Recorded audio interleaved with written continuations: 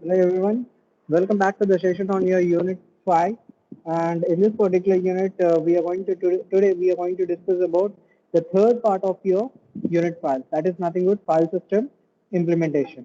In the previous session we discussed about something related to what do you mean by file systems, right? We discussed about the different type of file systems. So within this, we discussed about something called as what do you mean by exactly file, and we also discussed about the properties related to this particular file. And based on that, we have performed different type of things we have seen, like what are the different types of files we do have and how those have been actually stored and all. And then we have seen something called as mass storage structure. So this is your part 2. This is your part 1 where we discussed about the file and its respective properties relevant to that particular file. What exactly is file? What are the different file systems we do have? And also we have also discussed about the different kind of directory structures we have with respect to that particular file. Means how we can arrange those particular files in a sequential or in an appropriate way so that whenever we try to search for that particular file, we can able to access it information perfectly. And then we discussed about something called as mass storage structure, where we try to, or we just completed discussing about the different type of storage devices. The different type of storage devices we do have where we can store the information. That is nothing but we discussed about something called as your hard disk, right? Hard disk, whatever we are using. And within this, we have discussed about something called as magnetic disk, which is most common we are using in our day-to-day life within our personal computers or laptops.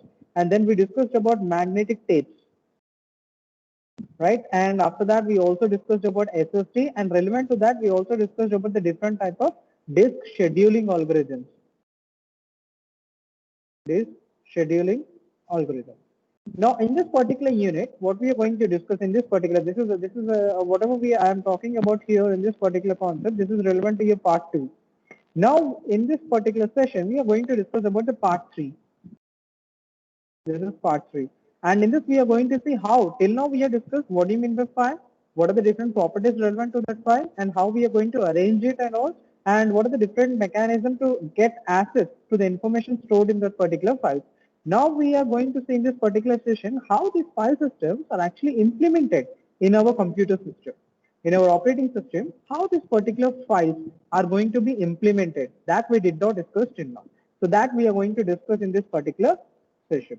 So if you come across to the content relevant to this particular topic, this particular third part, so first we will be discussing about file system structure, basically what exactly the structure of a particular file looks like. And apart from that, we will be discussing about the way, the set of process, like we will be discussing about the layered approach, how this particular file system is created and how that particular file system is used for performing different operations on the files whichever we are generating. So this is purely based upon your layered approach. That is what we are going to see. After that, we'll be discussing about something called file system implementation. Well, how these particular file systems are implemented. So in this we do have some few subtopics which are very important for your exams point of view that we are going to come across. And then we have directory implementation. Well, you people have already discussed about something called as directory structures, right? What are the different types of directory structures we can use in our operating system? We discussed about something called as single level directory structure. Then we discussed about two level directory structure. Then we went into a generalization, that is tree level. And then we discussed about general graph directory. And also we had something called as acyclic graph directory structure. So this implementation, how these particular structures, whatever the structures I am representing here, how these particular structures we can implement, that we are going to see in this particular directly implementation. It's a small topic. And then after that we have something called as file allocation method. Well, previously we had file access methods. I just want you people to just focus here. File access methods we have discussed in the previous session. So in that we discussed about sequential access and direct access, right? See, this file access method is entirely different from the allocation method. Okay, these allocation methods are relevant to how internally within the system you are allocating the block we said that this particular hard disk, it consists of different blocks, and within this particular block, how we can store the data that we are going to see in this particular file allocation method. And after that, we have something called as free space management that we'll be looking up in the coming session. Free space management is nothing but whenever that particular file is no longer required, we simply delete that particular file. So definitely whatever the blocks we have allocated, these are getting cleared, right? This whatever the information present in this particular blocks is there, we are simply terminating it up. So these blocks can be used for some other purpose, like you might be creating a new file. So how that particular free space, whatever we are getting after deleting a file, how we are managing it, that we will be coming across into this particular free space management. So in this we have some techniques. I will explain it. It's very easy. You people can understand very easily and you can write it up. Then last we have efficiency and performance followed with recovery and NFS. Well, I'm not sure whether we'll be focusing on this or not, but till efficiency and performance, we'll try to cover the topics in the coming session. Okay, so for today's session, we'll try to cover till file system implementation. Followed with that, we'll discuss about file system structures, implementation, and directory implementation. In the next session, we'll discuss about this allocation strategy. Now, coming to the file system structured implementation, I just want to say that if I ask any of you that which particular file system, I mean, which particular disk is much more better, whether we have a magnetic disk, right? If I ask you, which one is best device in order to store our information, you might be like, I give you option like magnetic disk. So we have magnetic tapes, we have SSD.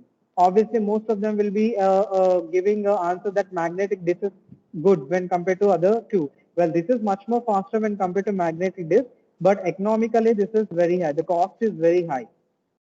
Okay, the cost of this particular SSD is very high. Like 500 GB, it will be costing you some 14,000 something like that. But whereas coming to magnetic disk, 1 TB, it will cost you some 8,000 or something like that. So mostly everyone will try to prefer this one, but this is much more better SSD. Okay, but when you talk about here a magnetic disk, this is much more convenient. What we are going to say. So what are the characteristics based on which we are saying that this particular magnetic disk is much more better? Well, there are two characteristics because of which we are saying it. First is the information that is stored in the magnetic disk is rewritable. Means anytime if you want, you can modify the information present in your magnetic disk and you can rewrite with your new file. You might create a, you might try to delete a existing file and you might try to create a new file. So that comes under rewritable. Apart from that, you people can perform different operations on those particular files. Something like, you can perform something read operation, write, modify. So why is calling it as block is nothing but your hard disk, whatever we are saying, here the information, internal hard disk storage is actually divided into blocks. I already explained it, right? So these blocks is talking about. So here what is saying, we can access these particular blocks anytime.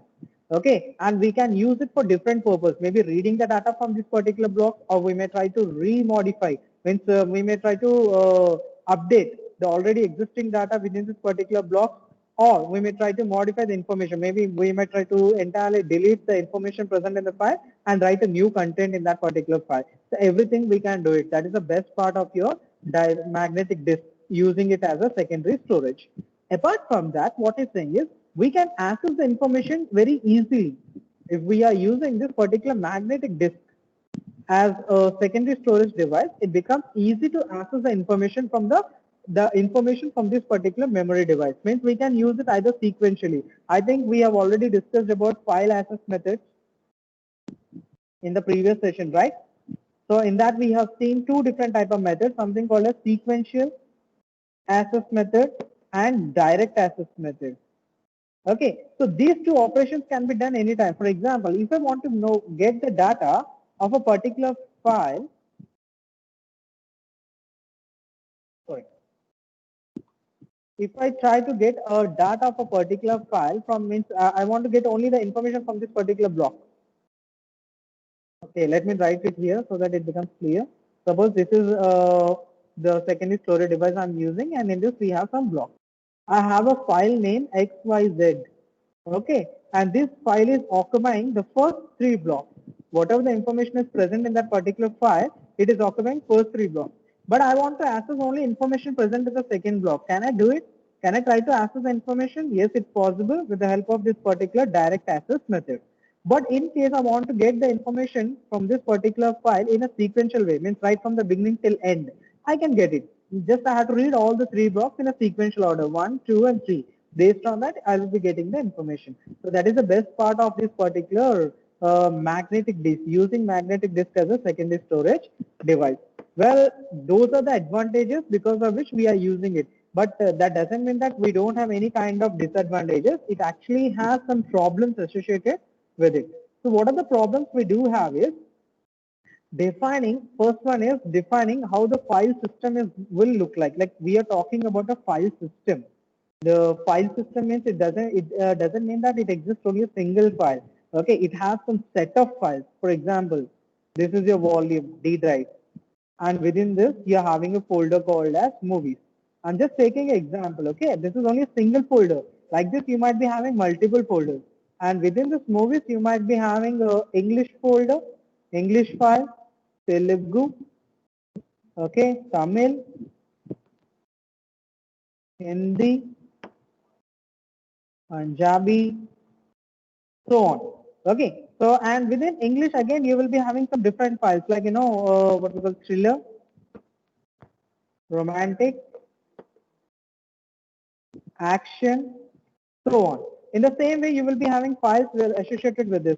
I'm talking about a single file. Like that, you might be having other folder. Like this is like something like document folder, something like project folder. This you can say this is what we call it as a file system, which consists of all multiple files. And here, how? So if you see this particular structure, whatever I have represented here, this is in a format of a tree structure, isn't it? This is what we generally call it as a tree structure. But exactly this is what it's saying. Based upon the operating system, what kind of file system we need to define, that is a very big design problem we are actually facing. Means different operating systems we have, so different operating systems from different companies. So they will be having their own respective file system structures of representation. So how to design it, that is a very big challenge for this particular companies. Multinational MNCs have a very big challenge for this. And after that, definitely in order to search a particular file, we definitely need some kind of algorithms. And same as some data structures for mapping the logical file system to physical. Right. Physical means okay. Let me explain you what you mean by logical here is nothing but whatever the information we are seeing with our naked eye, okay, in our within our system, that is what we call it as logical file system. Why logical? We can see where we have stored it. D drive, within that movies, within that English movie, thriller, some XYZ.mp4. This is the movie. Okay, but actually, if I ask you internally how this particular information, that particular movie is stored, where can you tell me? No, you can't say, because whatever the path you're seeing here, D drive, movies, English, and XYZ.mp4, this is a logical address. And this logical address has to be mapped with your physical address. And that is what we have seen in the third unit. That is nothing but your paging and demand paging. Whatever we have seen, right? Paging and demand paging technique, where CPU generates a logical address, P comma D. Okay, this P will be having a table. From there, you'll get a frame number.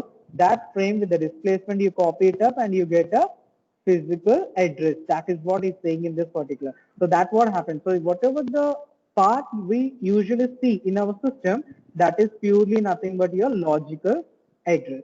And that address we need to convert into a physical. So remember, we are not going to do that. Internally, operating system is going to do that. But how to do that, it's actually is a very complicated task. It's not so easy. The way I'm explaining it, it becomes easy. But actually, whenever the operating system does that mapping of a logical file system to the physical secondary storage device, it's actually one of the toughest jobs.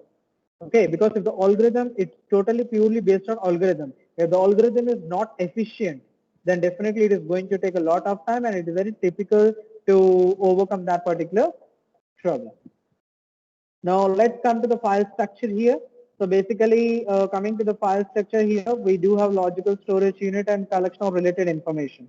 Well, I'll explain this, whatever you're seeing here with the help of this particular. These are the steps. I told you in the beginning that we have a layered approach, right? Layered. approach? Well, this is the layered approach. If you see here on the top, we have application program, then we have logical file systems, file organization module, base file systems, IBIO, and finally devices. I will go from bottom to up because one by one, if we go through it, you'll get a clear picture. You'll understand how exactly it works. So the first and foremost thing what we have is device.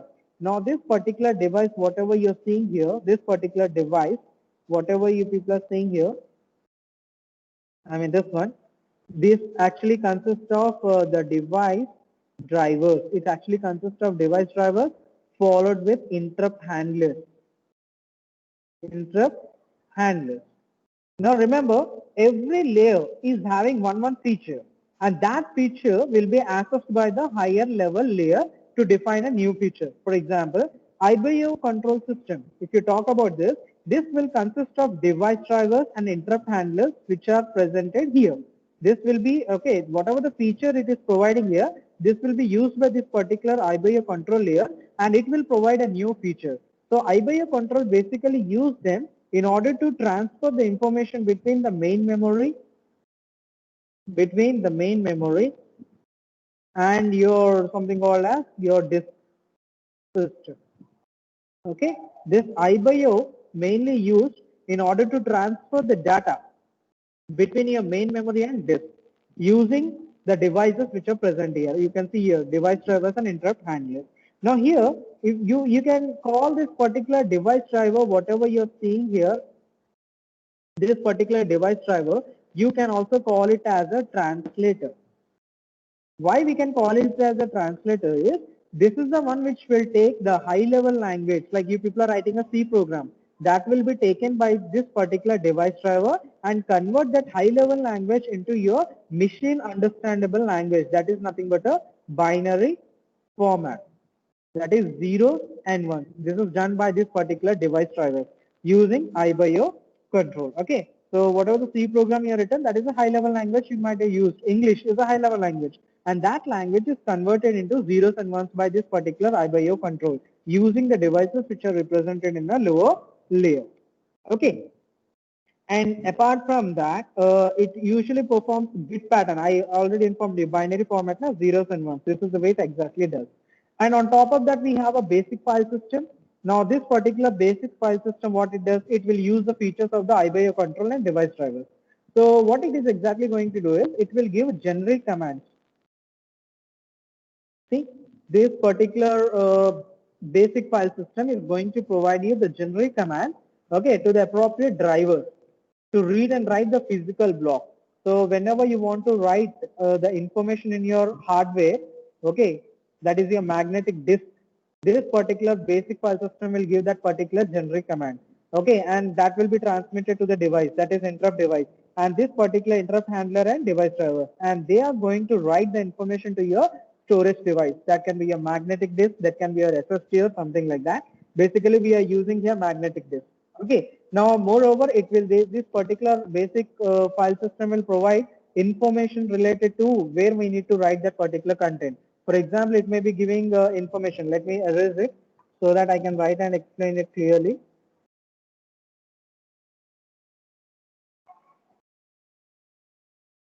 So, for example, the basic file system provides information something like as CYLIN cylinder.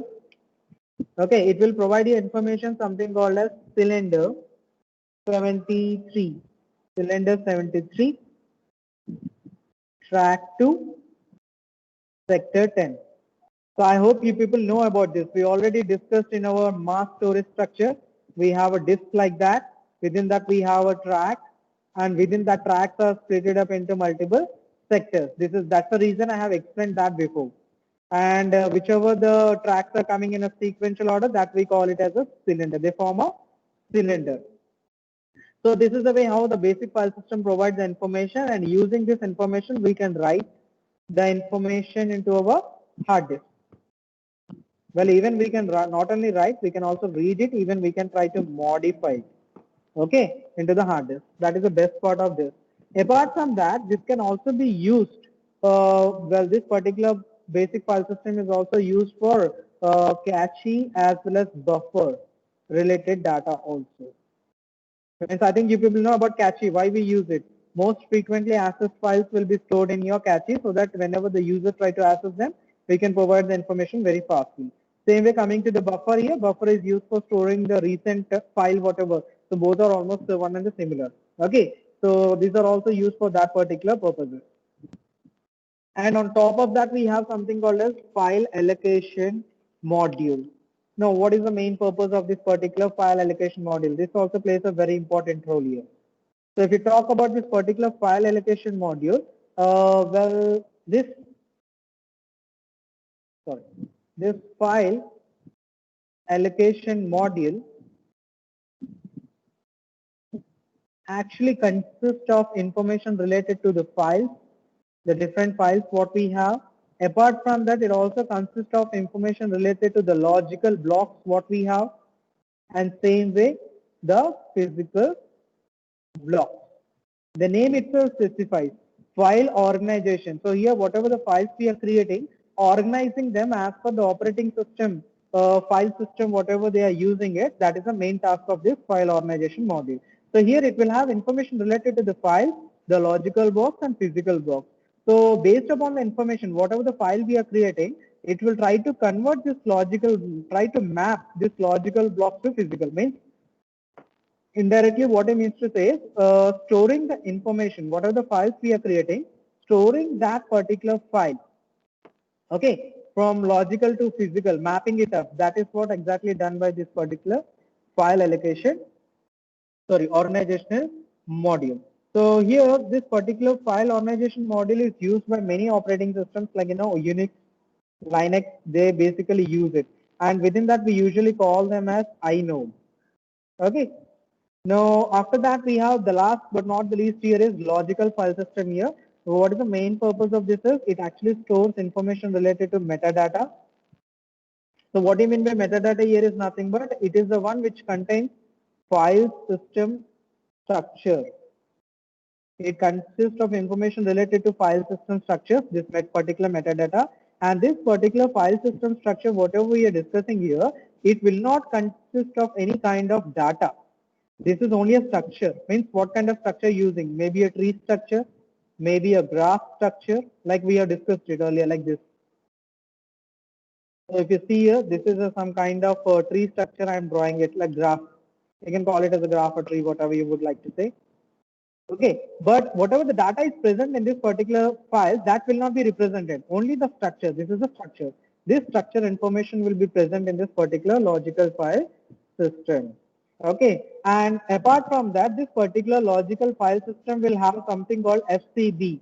We discussed in Unit 2 something called as PCB, process control block.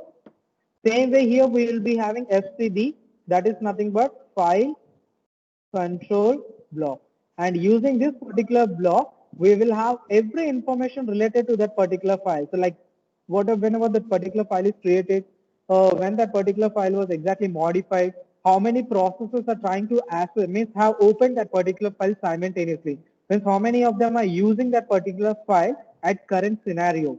See, remember, one file can be opened by multiple processes at any number of times, and they might be performing operations on them. Except write operation, remaining operation they can perform. Read and execute can be performed. For example, I gave you a C program file. I converted that into .obj file. And this file I have shared with you all 54 students.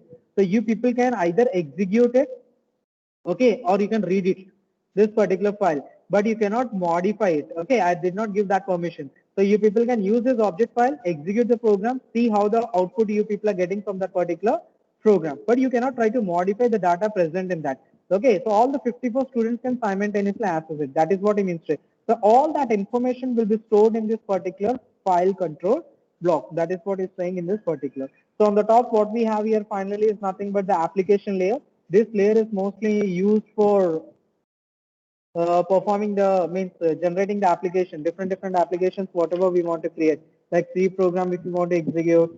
Okay, like C program you're driving or something like .java program you're trying to execute and all that information will be created from here. And from here, It will be given to the logical file system. It will perform the operation and it will give it to the file organization. He will perform the operation, whatever he has to do using the basic file system. And basic file system will take care of this IBA control and perform the operation.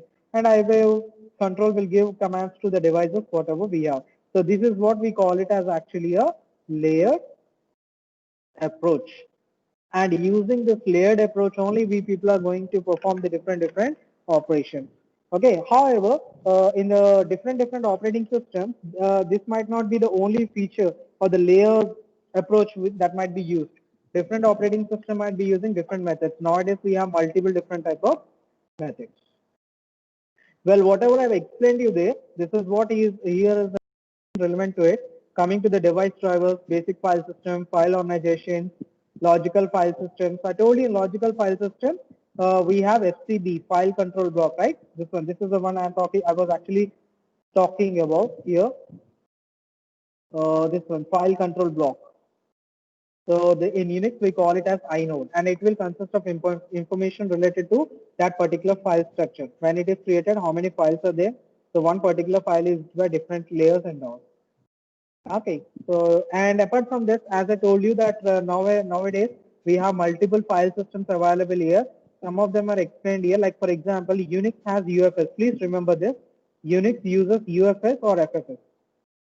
UFS is nothing but its abbreviated form is Unix file system, nothing else.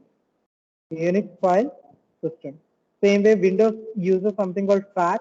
Then we have something called FAT32 and NTFS. NTFS is the latest one which we are using. Apart from that, we have CD, DVD, Blu-ray. All these are also one type of file systems only to store the information. Okay. So if you see here, Linux itself has more than 40 type of file systems. And with that, we have some extended file systems also. We usually represent with the shortcut ext2, ext3. So basically, remember that for Linux, UFS is the one which we'll be using in this particular session. And for Windows, so we will be using NTFS since it is the latest network file system what we are using it. Okay. And apart from that, Google and other companies are having their own different type of file system like Google FS, Oracle is having Oracle ASM, Fuse. All these are different type of file systems that we do have. Next, we are going to discuss about file system implementation. Let's go ahead. In this particular file system implementation, what is saying exactly here is that we have two different type of things you need to focus on. We have something called in-memory structure. Okay, we have on disk and in memory. In memory generally refers to your RAM structure. On disk is nothing but your hardware disk, your magnetic disk. And this is related to your RAM. So for these two different type of places or locations, we will be using a different type of directory, file system structure. Okay, now since this particular whatever the file system means, we are implementing different type of file system structures on different locations. These can be used for storing different kind of information. Like something now, how to boot an operating system. Okay, that information might be stored in the file system, or how many total number of blocks we are having. Apart from that, we may be also storing information like the number of blocks that are available, the number of that are not available, which have already been used, the directory structure and all. And based upon these particular properties, what they did is they divided them into different sequential order. So that they are divided into different types. Here you can see them. The first one is something we call it as boot control block. This is one type of block, okay, which will consist of file system. So this particular block is nothing but one type of volume. I think if you know about volume, C drive, D drive, that's volume.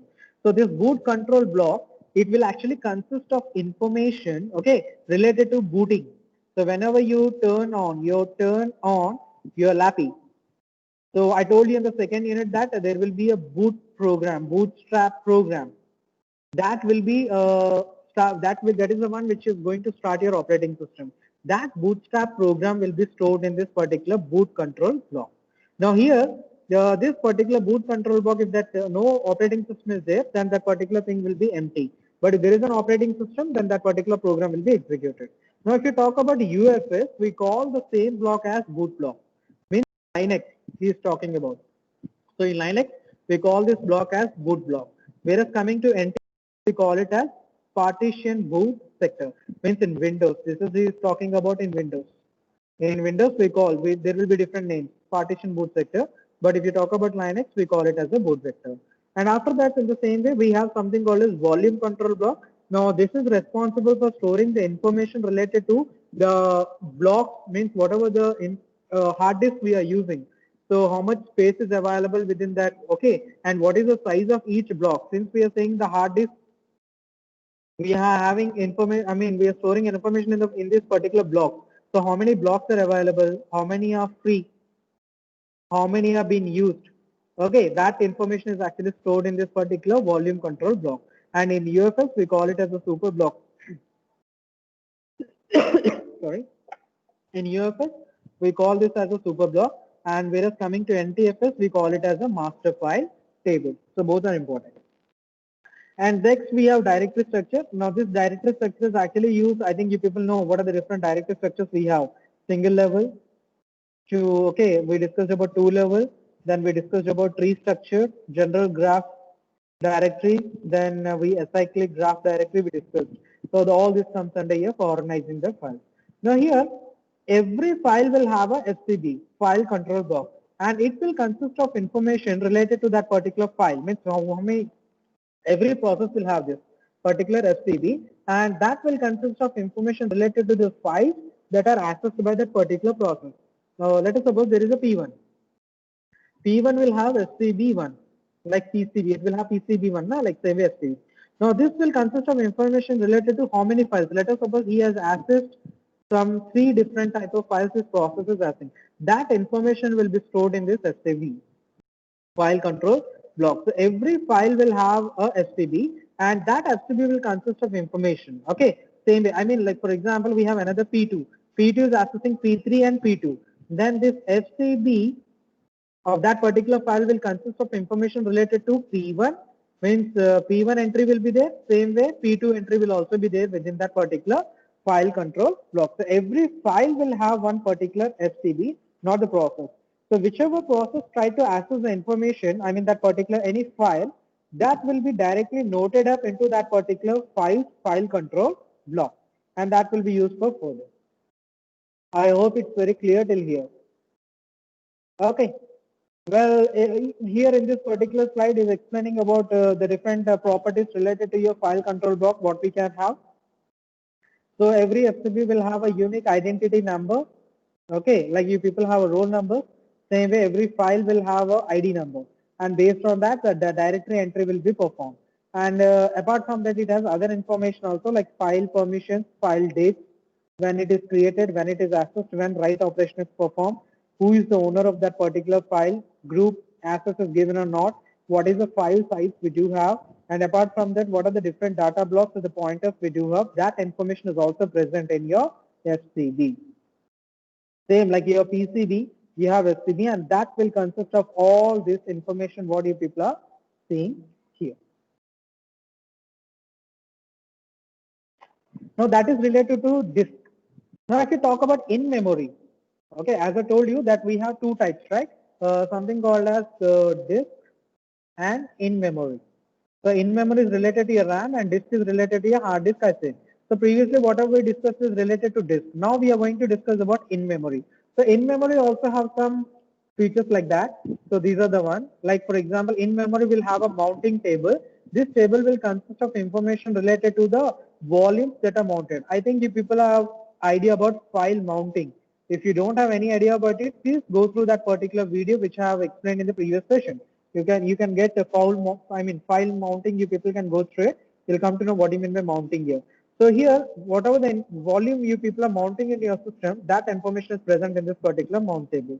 Apart from that, it has directory structure cache, open file table, and per process open file table. If we talk about directory structure cache, it actually holds the directory information of a recently accessed directory.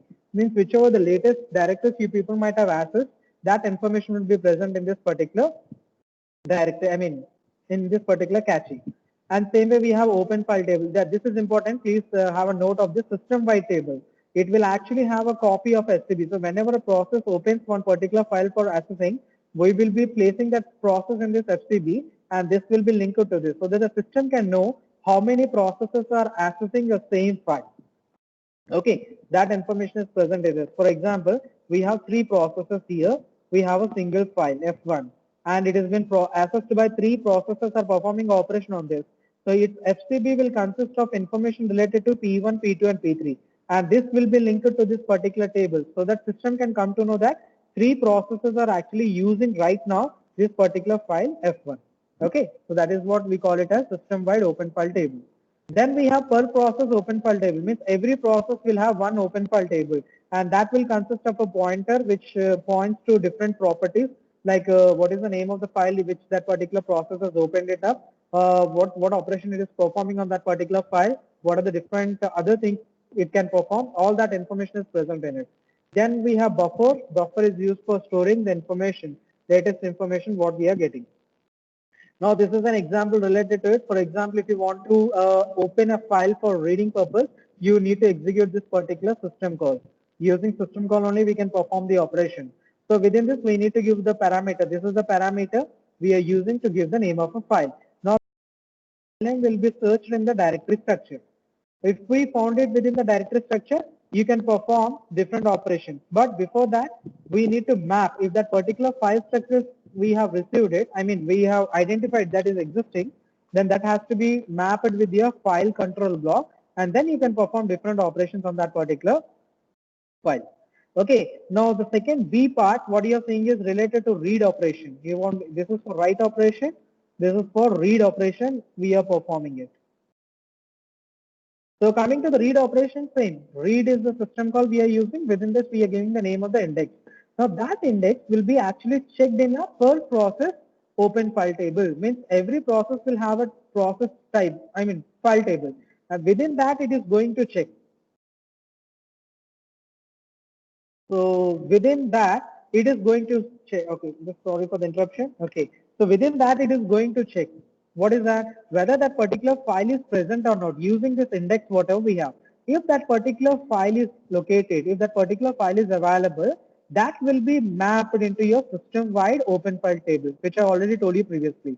Okay, so first what is going to do, the read operation will find out whether the particular file is existing or not. Where it will find, every process will have an open file table. Within that, it will check. If that is available, that will be mapped to the system-wide open file table. And once this particular thing is available, it will perform operation. The system-wide open file table will be adding the entry into it.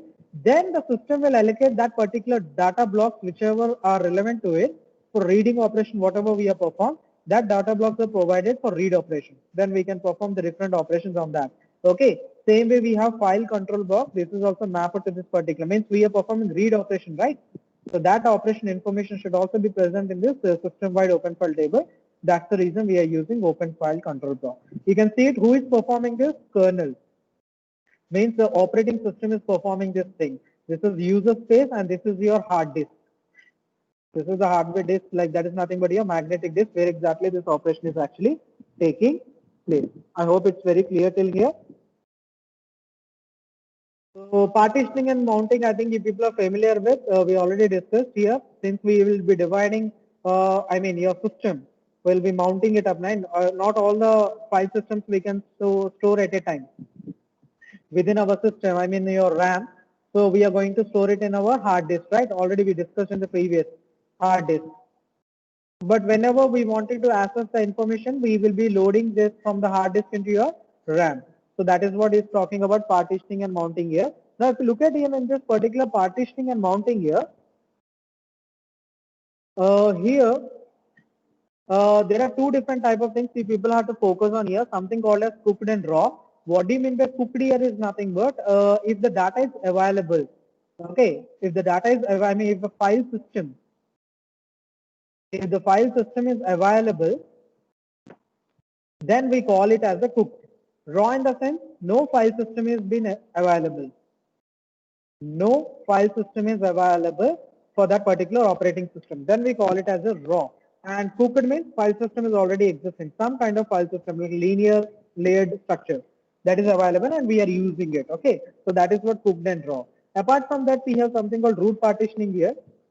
What do you mean by root partition is nothing but within the, it will consist of information related to the operating system kernel and other partitions, like other partition information is also present. Now this particular root partition will be mounted during boot time. Means whenever you are switching on your system, then this particular root partition is going to take place. Apart from that, whenever you're performing, means you're mounting, whenever you're performing this root partitioning, we will be mounting a file system. We will be mounting a file system. That mounting file system is consistent or not, we need to check. That is what we are going to, that is what we are going to discuss, we are going to do in this particular case.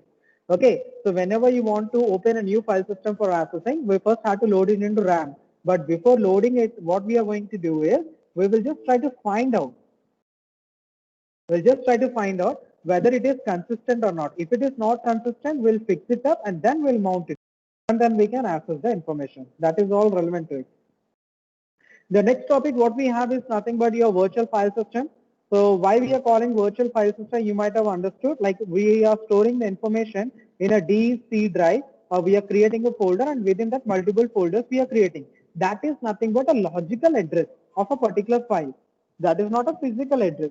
That's why we are calling it as virtual. So all whatever we can see with the naked eye in our laptops, that file systems, that is all virtual file systems. Okay, and what the best part of this particular virtual file system is, we will be creating different data structures. We will be creating different algorithms for this particular virtual file system.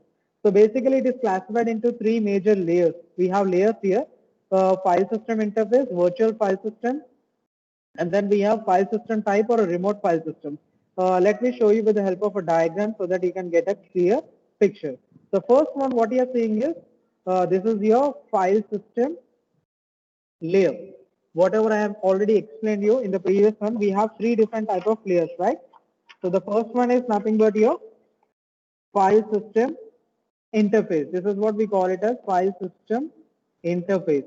It will have, it is used mainly for different operations, something like read operation, write, close, open. All these operations are performed by this particular local file system. Then coming to the second one, what we have here, this is what we call it as virtual file system. Okay, it has two main properties here. It will represent an abstract representation. It provides an abstract representation of your generic operations.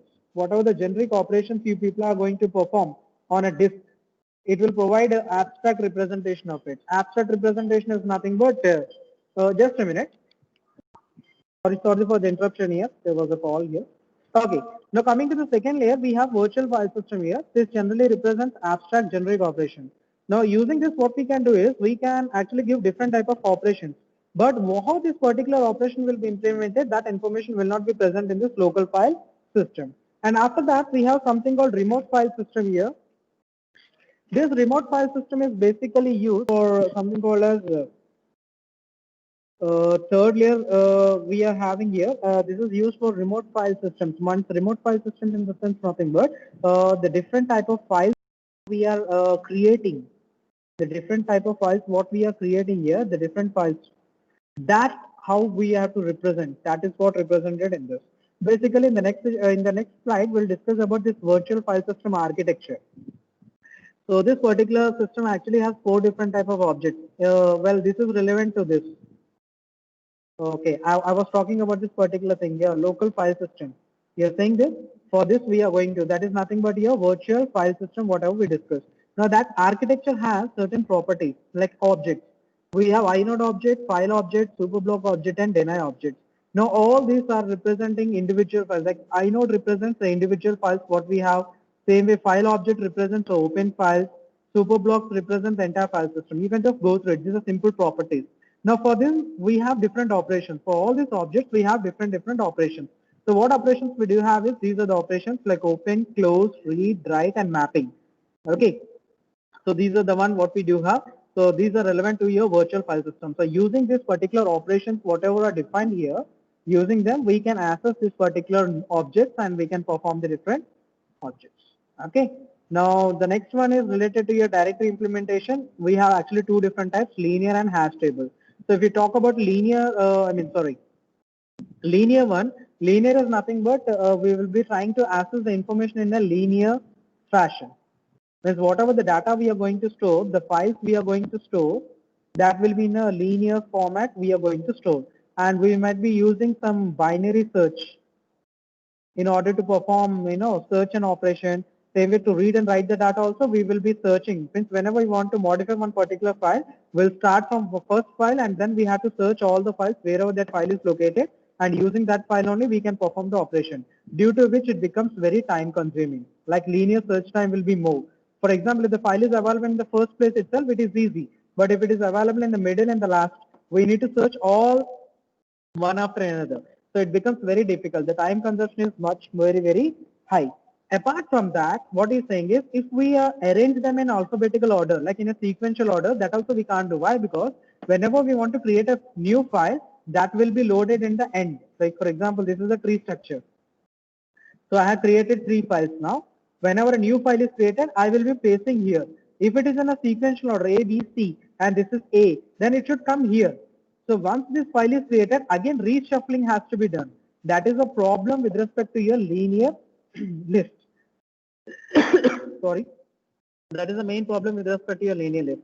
Apart from that, if we are using hash table, this is much more better. It actually reduces the directive search time here because it is using a hash function. Using the hash function, it is going to perform the operation. What it will do is actually, it will, based upon the file name, it will generate one number. It will generate a number. And using that number, we will be storing that particular file, depending upon the file name. Whenever you want to search a particular file, you will be giving a file name. That file name will be mapped with this particular number, and directly we can go there and we can access that particular file. That is the best part of it. But it also has a drawback. Here is, it has a limitation of size. Limitation of size. For example, you maintain a table. Hash means hash table is a table. Suppose in this we have 64 entries. Now, still 64 entries, we can use one function and it will generate the values. We can store the information. But if we want to start adding a new file which is in 65th location, then what we need to do? We need to increase the size of this particular file table. So from 0 to 64, we might be increasing to 128. Now what will happen here? The function, whatever we are using, hash function, it can generate values up to 65. So we need to again use another function. So that is the limitation of this particular hash table. So I hope it's very clear with this. If you have any doubts, you people can directly ping me up. Okay. Thank you. Thank you for watching this particular slide. In the next video, we'll discuss about the different allocation methods what we do have. Thank you.